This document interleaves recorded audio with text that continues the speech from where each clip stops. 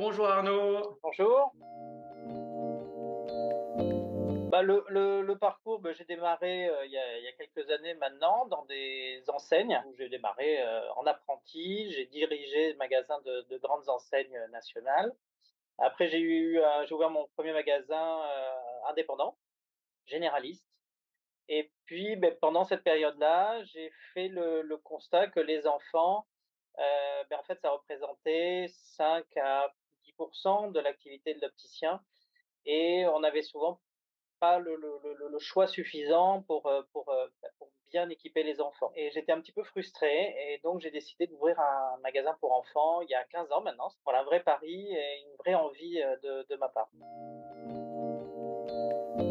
Études, il y a plusieurs niveaux. La base, c'est au moins d'avoir un BTS, donc ce qui se fait en 2 ans. Il y a des projets pour le faire en 3 ans et ensuite on peut poursuivre par des diplômes universitaires ou une licence. Donc ça peut être, 4 ans, 4-5 ans, derrière. Il y a différentes, spécialités qu'on peut ajouter au diplôme, d'opticien selon ce qu'on veut faire sur, les examens, de vue, sur, le façonnage des montures, sur, l'adaptation des lentilles. Il y a différentes possibilités. Il y a pas mal de spécificités. Moi-même, au départ, j'ai mis beaucoup de temps à comprendre ces spécificités, à les appréhender et maintenant à avoir des techniques pour, pouvoir prendre en charge au mieux les enfants, mais aussi les parents. Mais c'est vrai que quand il y a les enfants qui sont là, il y a les parents à qui il faut expliquer, pas mal de choses, pourquoi ils portent des lunettes, pourquoi il faut le faire, que tout va bien, que c'est pas très grave, qu'ils ont eu la bonne démarche de faire ça déjà. Surtout les montures, c'est-à-dire qu'en termes de choix de monture, un magasin traditionnel va avoir une cinquantaine de lunettes, pour les enfants, nous on va en avoir près d'un millier, ça fait la différence. Encore, on dit toujours qu'il nous en manque parce qu'on est très perfectionniste, donc on voudrait encore faire mieux. C'est pour ça on est voilà, on est un des plus grands acheteurs de lunettes enfants, en France. Ensuite au niveau des verres, ça va avoir des spécificités. On a pas mal d'enfants hypermétropes, donc il faut, souvent des verres à amincir, mais il y a des questions aussi, budgétaires. C'est des lunettes que l'enfant va moins garder, qu'un adulte qui va pouvoir, se dire: «Tiens, je les garde 2 ans, donc je vais les amortir». Là, c'est sur une année. Donc faut savoir gérer, le poids, l'esthétique, les montures, le budget. Donc on est obligé de jongler avec tout ça et le côté psychologique dont on a parlé aussi, au préalable. J'ai ce type de monture effectivement. Alors, après ça dépend des âges, mais sur certains âges, on va avoir des lunettes effectivement, beaucoup plus, voilà. Mais ensuite sur des plus grands, on va avoir des lunettes plus voilà, un petit peu plus esthétiques, plus mode, qui vont toujours s'écarter, mais Ouais. un petit peu moins que des lunettes, classiques. Ne serait-ce que la semaine dernière, j'ai équipé un enfant de 2 mois. Donc, ça peut être D'accord. effectivement un nourrisson qui va être, équipé avec des lunettes, voire avec, des lentilles de contact également sur des tout petits. Bon ça, c'est quand il y a certaines pathologies particulières, mais on peut équiper des tout bébés. Tout à fait, oui, oui, Très ça nous bien. couvre. Disons que nous, on travaille, beaucoup, avec les enfants, à la sortie des classes le mercredi et le samedi, donc les adultes usage fin nous permet de nous occuper aussi. Après, on a tout le côté technique puisqu'on monte les verres, on fait l'usinage des verres directement en magasin, donc on a toute une partie de technicien.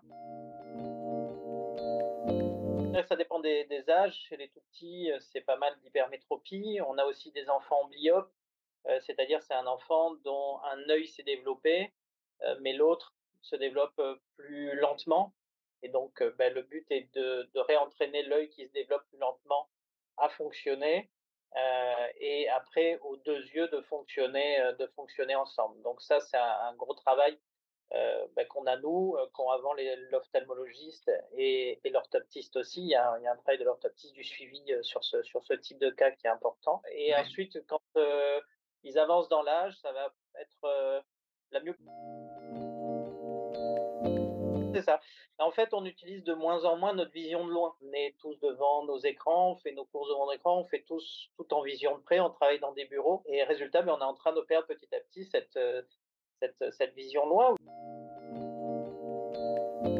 Alors ça, c'est une nouveauté. Pour moi, c'est une des plus grosses innovations dans l'optique depuis l'invention du verre progressif. Maintenant, ça existe depuis quelques années. Alors, on avait au départ juste des statistiques, d'études.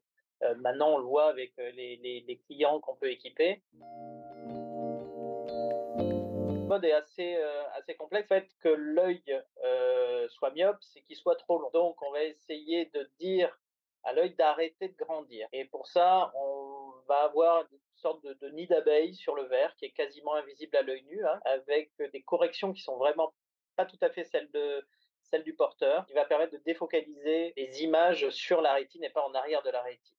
Un peu complexe. C'est pour tromper le cerveau, si vous voulez, et lui dire D'accord, arrête de grandir, arrête de grandir. Alors, il y a différents fabricants, différentes techniques, hein, il y a une dizaine de verres qui existent. Souvent prescrit, c'est l'ophtalmologiste hein, qui prescrit ce type de verre, et souvent il le prescrit pour des myopes évolutives. D'ailleurs, du moment où la myopie, on voit qu'elle va augmenter, là on va prescrire ce type de verre. Et on le voit prescrit de plus en plus jeune et jusqu'à ce que la myopie se stabilise. Oui, disons qu'au début, le bébé va voir jusqu'à 3 mois juste le noir et blanc. Donc, quand on leur met des petits jouets de couleur, ils sont dans le noir et blanc. Ensuite, il y a le rouge-vert qui arrive vers les 6 mois. Et il d'accord. arrive à voir toutes les couleurs qu'à partir de 9 mois. De toute façon, leur acuité visuelle hein, aussi évolue, hein. Plus on est petit, plus il faut être vigilant, en fait. À 1 an, on a 90 des UV qui traversent la rétine. En fait, on a dans l'œil le cristallin qui filtre naturellement les UV, et ce cristallin, plus on est petit, moins il fait son rôle de filtre. Un enfant a beaucoup plus besoin d'être protégé, des UV en tout cas, hein, pas automatiquement de la luminosité, mais au moins des UV, qu'un adulte. Donc équiper un enfant très tôt, avant 6 mois, normalement, il faut éviter de le mettre à la lumière du jour, hein. À partir de 6 mois, il faudrait équiper ses enfants, oui, et leur faire porter. Après, on a des petits trucs et astuces pour pour leur faire garder.